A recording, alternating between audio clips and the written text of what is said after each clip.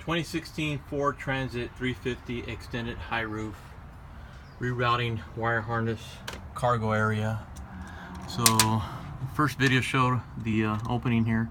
So this time I'm going to show you the size that I used. It's about 1.5 inches by, say, about 1.5 inches, under 1.5 inches opening to route the wire. So here's the LED lights connectors. When you run the wire through that hole, you don't have to cut this wire. You can jiggle this through, wiggle it through, and it will go through. You just gotta be patient. And then when you run it in here, there's gonna be two connectors there for that LED light. So here's the glue here that I use to protect the wire from pinching. Okay, continue. Not done yet, so I'm about 80% done. Run that one there, that one there. This is the bits I'm trying to use. This is going to be the aluminum tape. The flashlight comes in handy. And then I use this little torch for heat shrink. And there it is, running it through. I'm going to show you the tools that I use for all of this. This is my soldering iron. This is liquid tape. My electrical tape and blue tape here. This I use to, as you can see, these scratches on my wrist. I use the tape to cover that. That was after the fact. It's really tight, factory edges, real sharp. Down here is the tools that I use. We'll start with this cutting tool. You can use this or WD-40. I prefer to use this. It's foamy and it clings and sticks around. Again, here's that liquid tape. This comes in handy, must use. Crimping tool, I don't crimp much with it for this job. Splicer, definitely use this one. Highly recommend this tool. And the ATF glue gasket seal. This is for gaskets on automotive oil pans and valve cover gaskets. I use it all the time. Here are my different color tapes I use to identify the wires. That's a big help. The gauge that I use, wire. Color doesn't matter, but yeah, it'll be good to use different colors. 16 gauge, I primarily used all of it. You can use 100% 16 gauge on both ends of the wire harness. I use 16 and 20, I believe, or 19, the thinner gauge. This is the thickest one. If you go with this one all the way through, that's fine. I use this one and 20 only because it made the buildup is a lot less on the wire. And then I was close to using this thing. Sector shaft, 114 bucks, 1 inch and 6 inch length. So 1 inch opening, which I needed to route the wires, but I decided to go with this number 9 Milwaukee step drill bit. Gotta use it with this, the angle drill.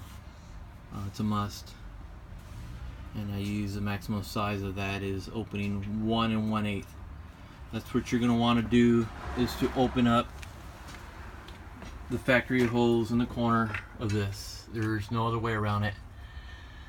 I try to use the existing opening of the factory. It's too narrow, so this is the way to go. And what you do is, not sure if you can see it, there's the hole right there in the middle. I already cut it open, opening it up some more. Just above that, there's double wall. Just above that is the other one. And so what I did is just brought this tool in here, right, bring it in, and then you center it to where the hole's at right here. Then you bring your tool in here and just go in light, excuse me, and lube it a lot. You can lube it, spray lube it through here, and then lube it in here, and then lube your bit, and just be careful. You may want to wear gloves. Like, as you can see, I got scratches all over. Wear some gloves and just go in there and go easy, go in and out, you know, cut it through. It's got a safety trigger to where you put too much tension on the drill, it'll shut off temporarily. So once you make this hole bigger, then it gives you access to see the other hole, which is just slightly above. It's right about here, right here where my finger's at. So they're pretty much close to each other. I'm gonna use a rubber grommet. I have the 1-inch rubber grommet, so that'll take care of that hole. Those are the 3 holes that you want to make: top, this one here, and the one in front that I showed you, where you initially start the wire harness run. Everything else, you use a factory hole. You just be patient with the connectors for the LED lights. Here's my wire. Yeah, that's a lot. It's a lot of work. I had to run. First video I mentioned 8 inches long, which I did. 8 inches long on this end. But then I realized that to identify my markings on the wire, I couldn't see them once I run them in here. So I had no choice to run extra wire on this one. Again, here are my markings. I use blue tape, dark blue tape, green, red, black. So I figured what I'm going ahead and do is run the wire here, and once I run it here, I can meet up together with this one here, and then it'll be easier to figure it out, know where I'm at with all my connectors and everything. So that'll take care of that here. And yeah, it's a lot of work. So the other end, on video 1, I went ahead and made a video here for this one here. Again, factory hole here is fine. You run it here, you wiggle these guys right here. These are the connectors for the LEDs. Be patient and wait, and wiggle it through that hole right here. It will work. You just got to be patient. So you're going to come across 2 of these here. So that's 1 for the LED light cargo, 1 for the tail brake light, and then the other set, which is in here somewhere. And then when it's all said and done, I'll be meeting up all these wires here together. The only problem that I found was the reverse camera, rear mirror wire. A little tricky to get that extended. So this is what I did: expose wire, discontinue it, and then the 2 separate covered wires. And then this black wire has a coating of like a foil that wraps around all of these.